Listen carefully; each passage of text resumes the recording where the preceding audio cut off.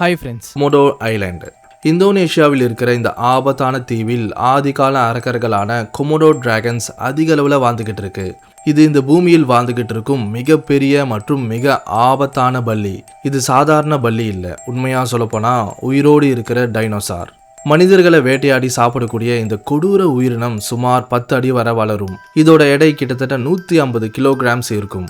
இந்த உயிரினத்துக்கு 60க்கும் அதிகமான கூர்மையான பற்கள் இருக்கும். அது மட்டும் இல்லாமல் இதுகிட்ட இருக்கிற ரொம்ப ஆபத்தான ஆயுதம் என்னென்னு பார்த்தீங்கன்னா இதோட சலைவரி கிளான்ஸ், அதாவது உமிழ்நீர் சுரப்பிகள். 2009 விஞ்ஞானிகள் என்ன கண்டுபிடிச்சாங்கன்னா கொமோடோ டிராகன்ஸின் உமிழ்நீரில் மனிதர்களோட இரத்தத்தை உறைய வைக்கிற விஷத்தன்மை இருக்குன்னு. இந்த உயிரினம் ரொம்ப தெளிவானது. மனிதர்களை பார்த்த உடனே வேட்டையாடி சாப்பிடாது.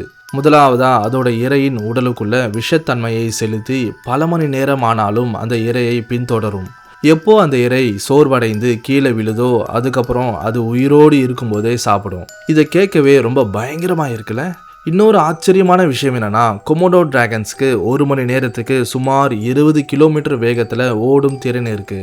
இதெல்லாம் கேட்க கட்டுக்கதை மாதிரி இருக்குல்ல, ஆனால் இது உண்மைன்னு நிரூபிக்கிற மாதிரியான சில உண்மை சம்பவங்களை சொல்கிறேன் கேளுங்க.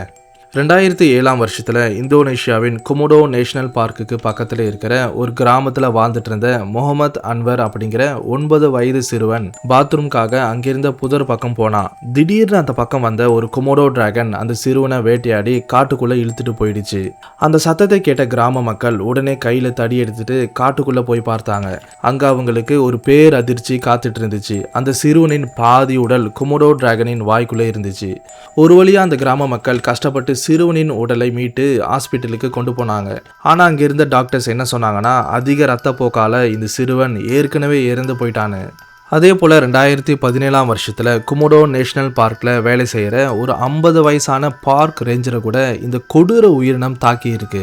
அங்கே வந்திருந்த சுற்றுலா பயணிகளுக்கு கொமோடோ டிராகன்ஸை காட்டும்போது திடீர்னு ஒரு கொமோடோ டிராகன் அந்த பார்க் ரேஞ்சரின் காலை பிடிச்சு தரன்னு இழுத்துட்டு போக ஆரம்பிச்சுது. சத்தத்தை கேட்ட உடனே மற்ற ரேஞ்சர்ஸ் சம்பவ இடத்துக்கு போய் பார்த்தாங்க. ஆனால் அதனால் எந்த ஒரு பயனும் இல்லை. இங்கே இந்த மாதிரி இன்னும் நிறைய கொடூரமான சம்பவங்கள் நடந்திருக்கு. தொடர்ந்து இந்த மாதிரி நிறைய இன்ட்ரெஸ்டிங்கான வீடியோஸை பார்க்க நம்ம சேனலை சப்ஸ்கிரைப் பண்ணி அந்த நோட்டிஃபிகேஷன் பெல்ல ஆல்ல செட் பண்ணிக்கோங்க.